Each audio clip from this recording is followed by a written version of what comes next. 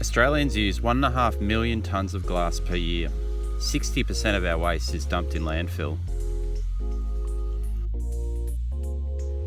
Glass is a major issue and hundreds of tonnes is currently stockpiled because there isn't a market for its reuse. This is expensive for industry, but we can change this. Wouldn't you love to see that bottle of beer, wine or soft drink you drank yesterday become part of your new local skate park or footpath tomorrow? Our team at JCU are working to support industry reuse of crushed glass in concrete, road base and other construction materials through the development of industry standards. Hi, I'm Adam Connell and I'm the Environment Manager at James Cook University. I'm Robin Thuladar. I'm Associate Professor in Civil Engineering at James Cook University.